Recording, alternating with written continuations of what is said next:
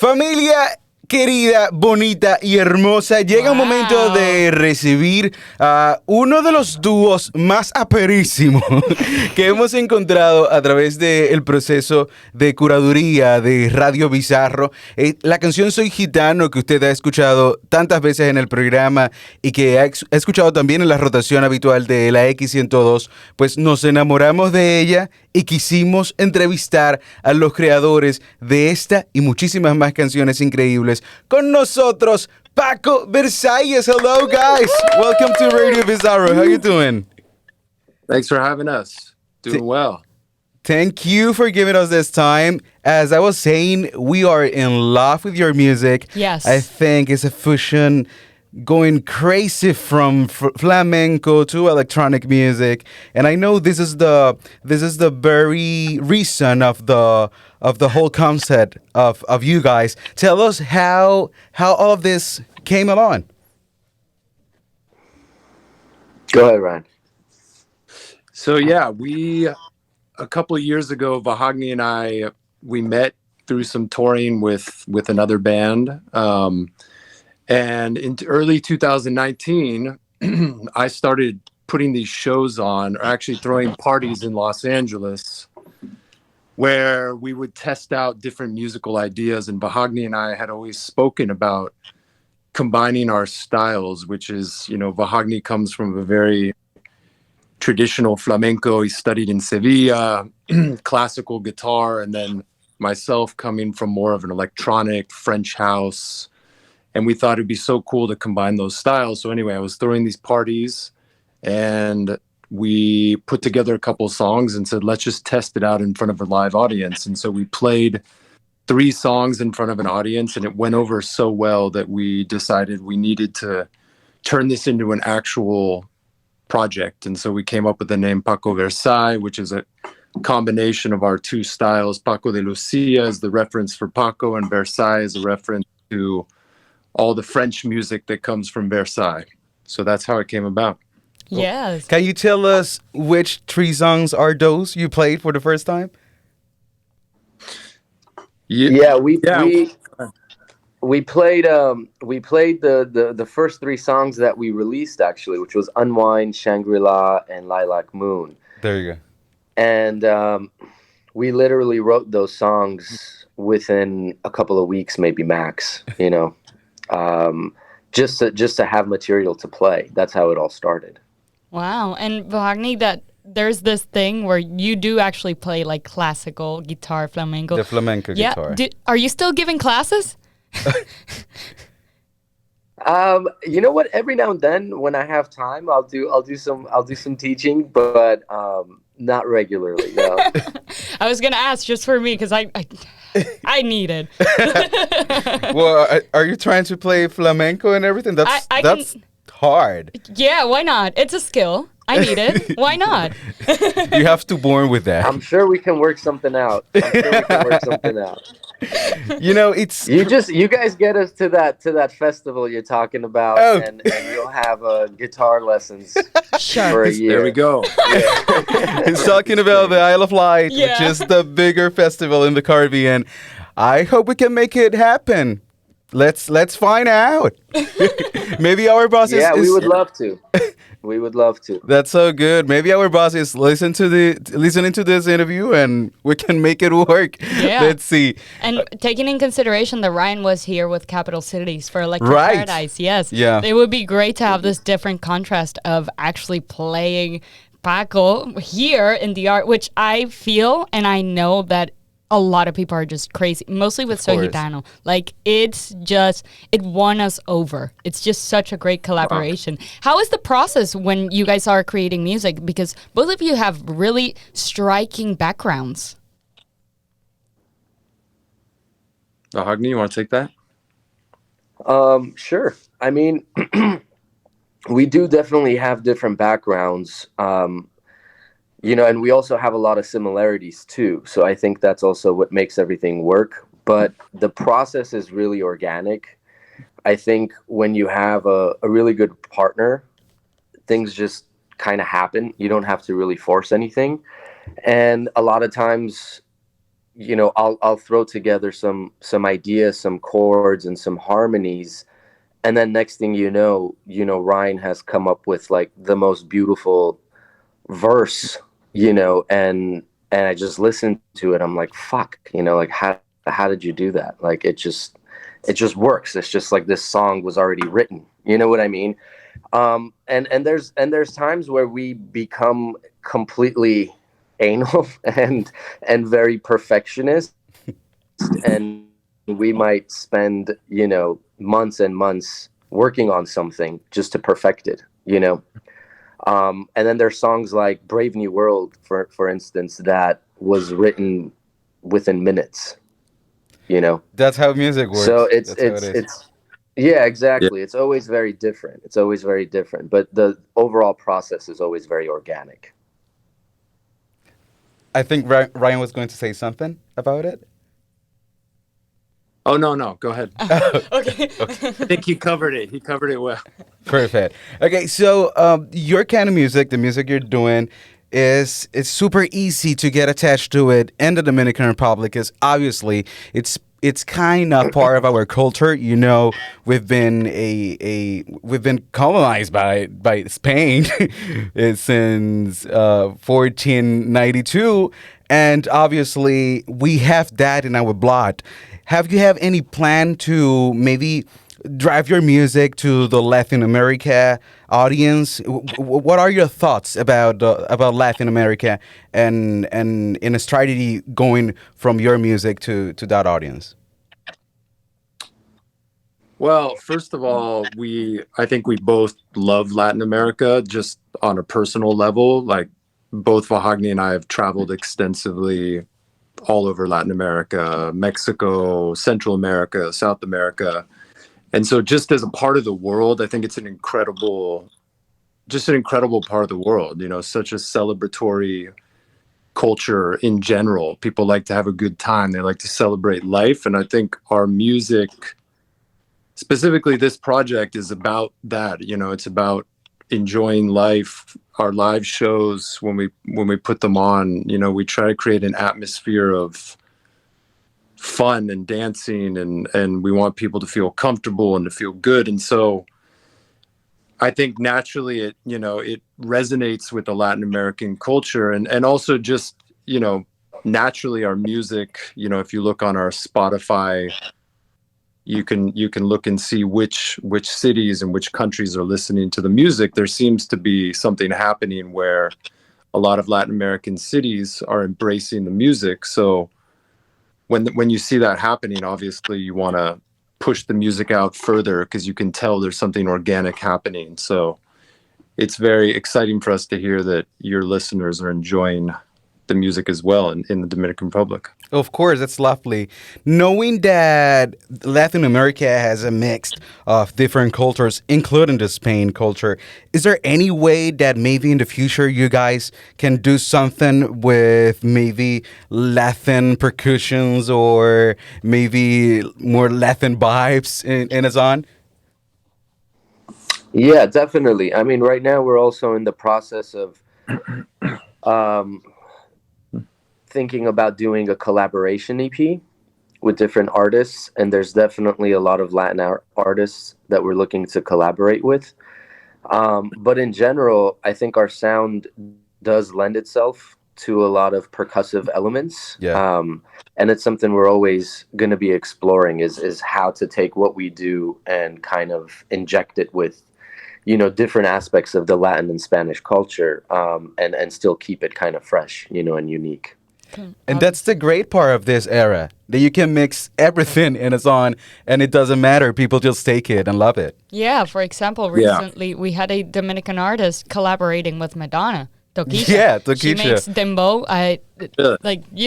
That's, who would have thought? Who would have thought? Right. I know.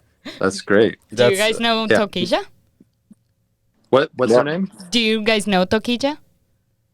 Toquilla. I don't think we do. No, it's fine. It's fine. Well, the newest release from Madonna, it's with her. It's crazy. That's something that we wouldn't even imagine 10 years ago. But this is how industry has changed. Like any audience can mix with the other one. And that's lovely, I think. Yeah, I totally Yeah. agree. And also, there's just so much richness to your music. And it's something that you guys said that could be felt even through the music. There's this really cool synergy and simplicity in the best way. It's just so enjoyable. How do you guys prepare for to make these songs other than just sitting down and doing the proposal? Like, who does what? Do you guys work the production yourselves? Do you guys mix it yourself? Because there's people that, have their hands even on production. Yeah, we do pretty much everything with our songs. So we record it, we write everything, we produce everything. Most of the time we mix everything ourselves, although for some of the songs on our new EP, we enlisted the help of this mixer that actually worked on Jungle's last album. Ooh. We really liked his mixes, and it was super fun having someone outside of our, someone that was a bit more objective, kind of working on some of the tunes. Yeah. But yeah, we like to have our hands in the whole process, obviously. And, our songs, they start in different ways. Sometimes we're very production focused from the beginning. Sometimes our songs start from a poem in a notebook that gets adapted into a song. So there's a lot of variety in the process. And then on top of it, we, with this new EP that we're in the process of releasing right now with Soy Gitano and the new song Entangle, we took a different approach with this, and we actually got our band, the guys that play with us live, and we took them out to this beautiful studio out in Joshua Tree, and we basically did a retreat for 3 days, put our phones away, and recorded the live band just in a room together and captured these magical performances, and then took that back to our studio and worked on the songs and added vocal harmonies and different layers and everything. So I think now we're in this mode of wanting to create very energetic live music that captures the human touch as much as possible. You know that there's something really peculiar about what you said. We've interviewed several people, and we obviously asked these production questions, and it's quite recurring, the fact that a lot of people just go to a jungle or they just get away from the city to record. It is quite frequent. Why do you think that's happening? I think change of scenery is really important, just also for creativity. When you're in the same space, in the same environment, things can get a little stale after a while. And for example, for me, every time I've ended up somewhere like in Spain or in France or wherever, just for some reason, when I pick up my guitar, music comes out, but it's different. It has a different feeling to it. And I think the environment definitely contributes to that. It does. So that's one reason. And I think another reason is also to just get away for that specific purpose, is just to kind of unplug, like Ryan said, where you put away phones, you don't have any distractions, and you're just kind of immersed in what you're doing. I would like to talk about Soy Gitano.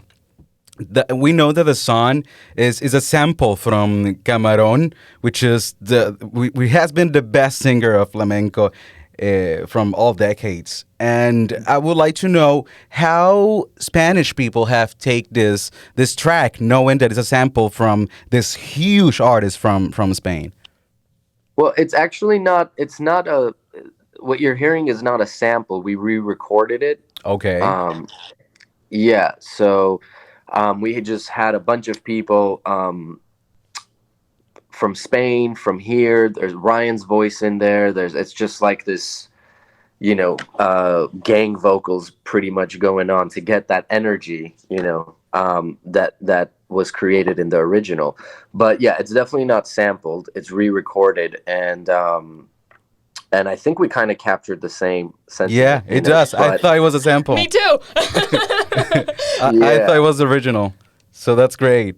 And how does Spanish people have taken this track? What are the feelings around it in Spain? You want to answer that, Ryan?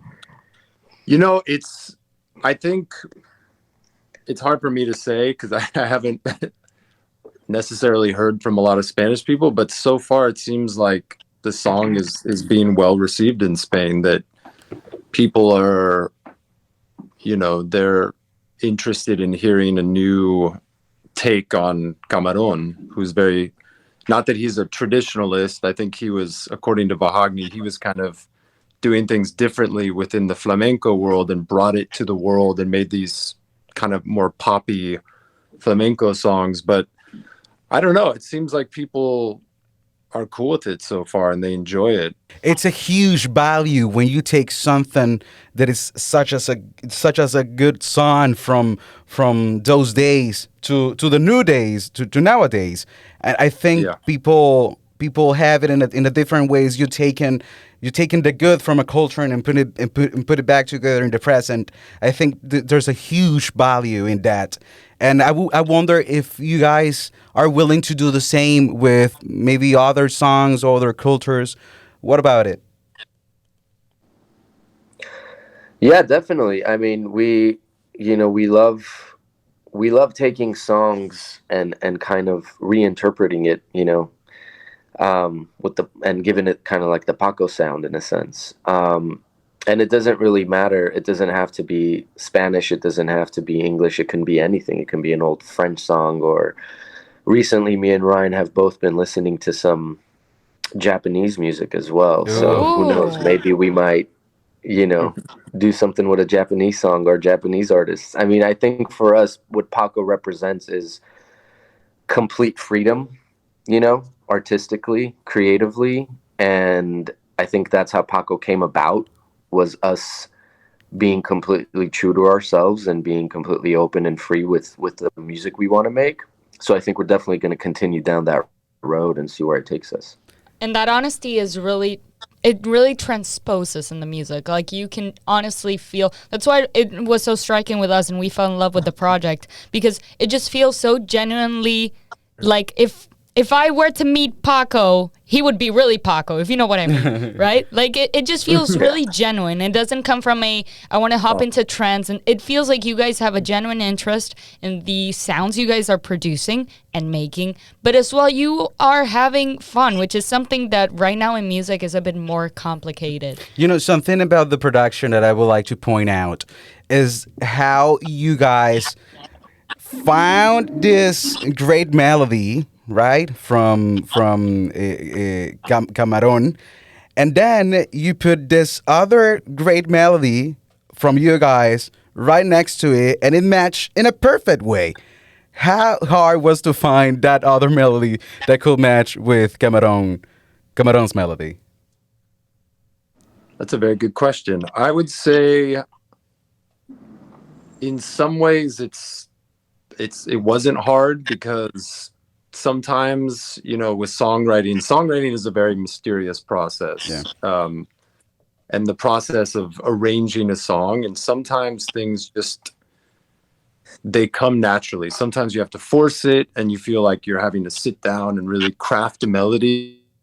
But typically the way that I work is I just play something over and over and loop it, and I just start singing and seeing what words come out, what melodies come out, and after a while you just, something just feels right. So I think with this one it was the same way. It was a very intuitive process, and there just seemed to be, a natural structure and a natural build from the verses into the chorus.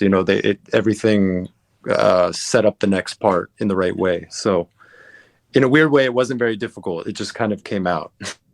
In this century, saying that it's a perfect marriage, I think it's kind of impossible. But talking about music and this particular song, I think you guys made a perfect marriage between the melodies. So I'm really grateful. Thank you so much.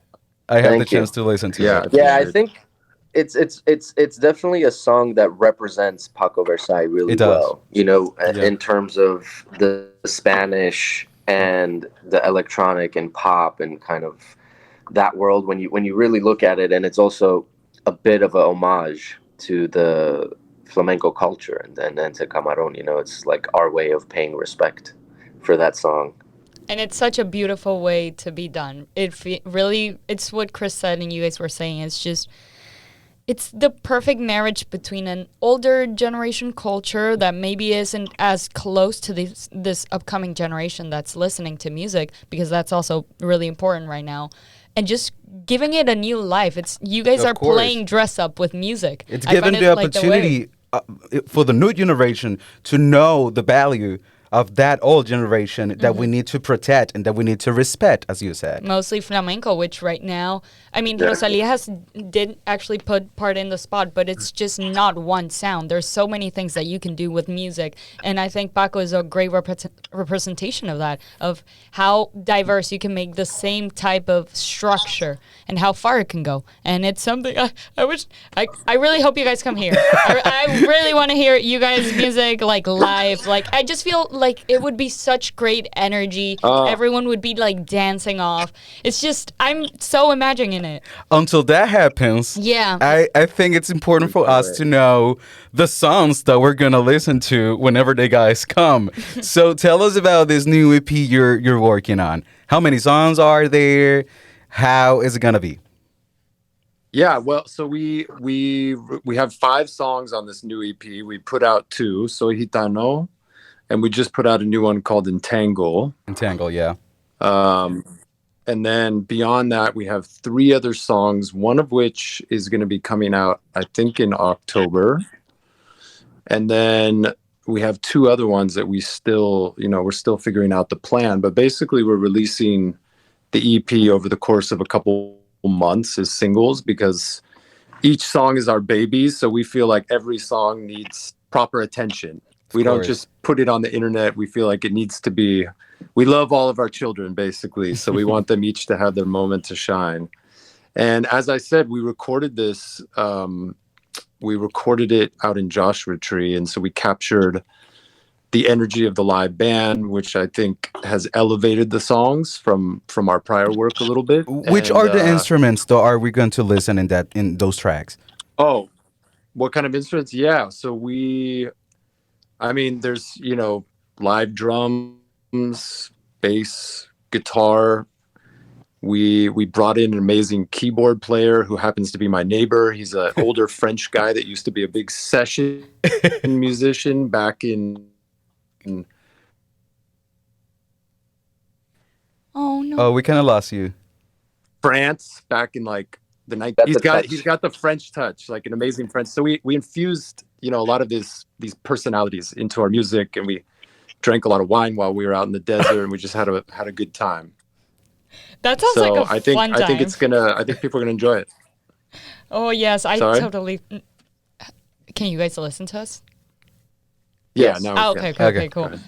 That sounds like a fun time, and not only having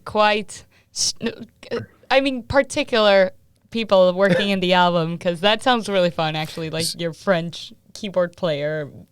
Totally. So the whole EP is going to be released this year? No, we're going to release one more song, so 3 of the songs this year, and then the other 2 probably at the beginning of next year. Awesome. Yeah.